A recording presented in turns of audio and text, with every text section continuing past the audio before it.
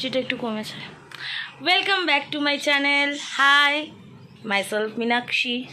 চলে এসেছি একটা নতুন রেসিপি নিয়ে তোমাদের কাছে আবার। তো আজকে যে রেসিপিটা বানাবো সেটা অন্যরকম, কোনো ভাত দিয়ে খাওয়ার রেসিপি না, রাদার যে কোনো রকমের তরকারি বা যে কোনো রকমের রেসিপির সাথে যায় এমন একটা ভাতের রেসিপি, মানে এমন একটা রাইসের রেসিপি যার নাম গার্লিক রাইস। কথা বাড়াবো না, বেশি লেন্দি করবো না, চট করে চলো। 3 থেকে 4টে ইনগ্রেডিয়েন্ট দিয়ে তৈরি হয়, খুবই সহজ আর খুব তাড়াতাড়ি। আর এটা জানাও এই চশমাটা কেমন লাগছে আমাকে? আমি বললাম চশমা পিপাসী মানুষ একজন, চোখ সাপাট। তাহলে চলো, দেরি তো একদমই করবো না, কারণ আমার প্রচণ্ড খিদে পেয়েছে। তাড়াতাড়ি গার্লিক রাইসটা বানিয়ে নিয়ে তোমাদের সাথে চট করে দেখিয়ে দেওয়া যাক। সো গার্লিক রাইস বানাতে এখানে প্রথমেই নিয়ে নেওয়া হয়েছে গার্লিক, একটা গোটা গার্লিক, সমস্ত ক্লোভগুলো এখানে রয়েছে।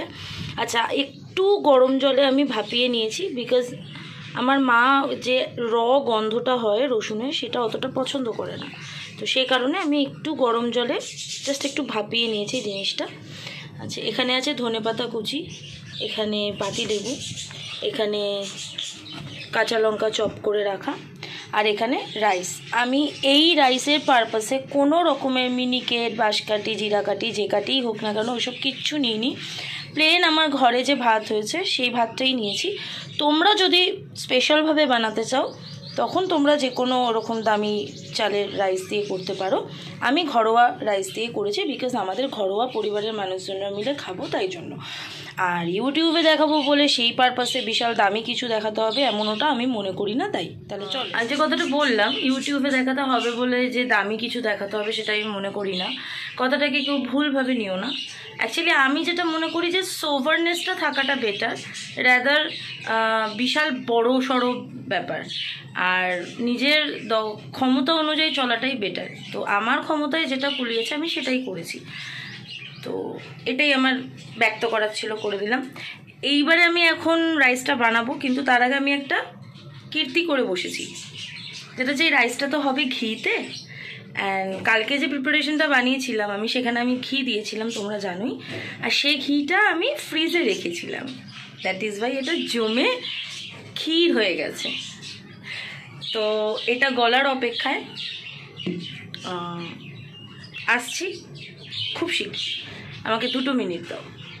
1, 2। ঘিটা আমার গলে গেছে, আই মিন রান্নায় যে ঘিটা দেবো সেটা গলে গেছে, এই যে। তো শুরু করে দিই। প্রথমেই আমি একটু বেশি পরিমাণ নিয়েই ঘি দিয়ে দেবো, কারণ রাইসের পরিমাণটা যথেষ্ট, একটু বেশি পরিমাণেই দেব।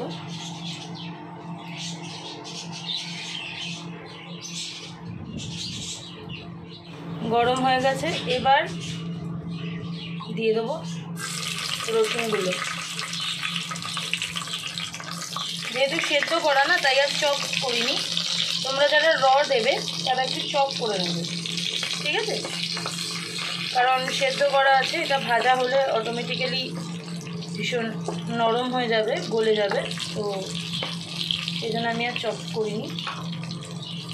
এটা ভাজতে দিলাম, এটা ভাজা হোক। রসুন ভাজাটা হয়ে গেছে, এবার অ্যাড করব চপ করে রাখা কাঁচা লঙ্কা।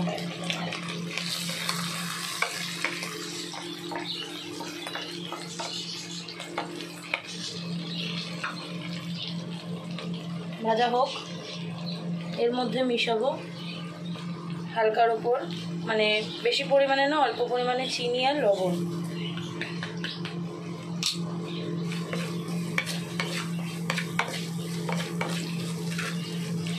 ভাজা হোক।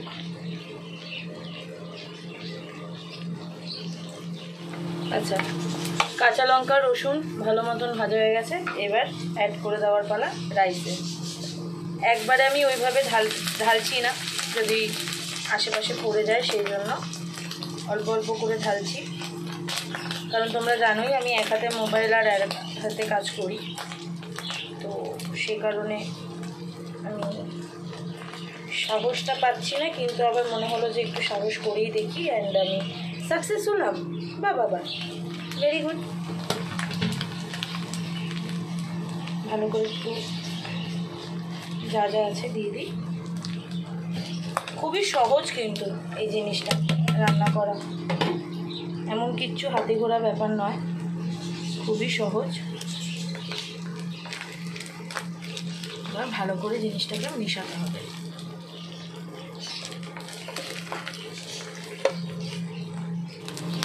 ভালো মতন করে মিশিয়ে নেওয়া ডান। এবার যেটা করণীয় সেটা হচ্ছে পাতিলেবুর রস, বেশি না, অল্প পরিমাণে দিতে হবে।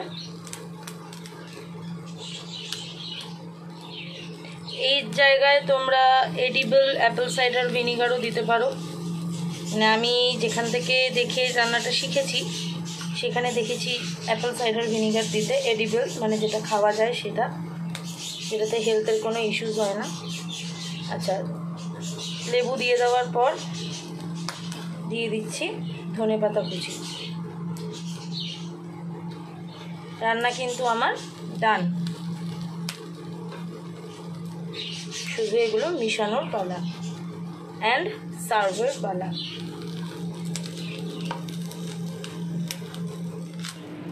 গার্লিক রাইস ডান।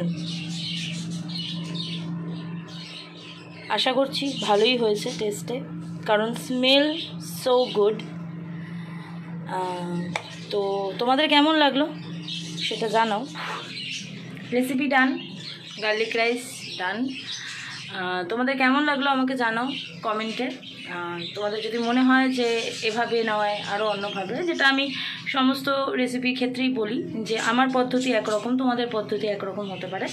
তো তোমাদের পদ্ধতি কীরকম, কী বৃত্তান্ত সেটা আমার সাথে শেয়ার করতে পারো কমেন্টে। আর যদি আমার পদ্ধতি ভালো লাগে তাহলে সেটাও আমাকে জানাতে পারো কমেন্টে। ভালো লাগলে লাইক করো, খুব ভালো লাগলে শেয়ার করো, আর চ্যানেলটা ভালো লাগলে সাবস্ক্রাইব টু হেসে খেলে হেসে সাথে থেকো, পাশে থেকো।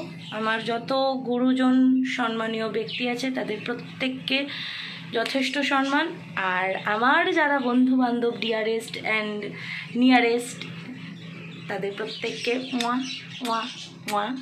আমি এত তাড়াতাড়ি করছি কারণ আমার প্রচণ্ড খিদে পেয়েছে, আর এটা গরম গরম খেতে বেশি ভালো লাগবে, তাই আর দেরি করছি না।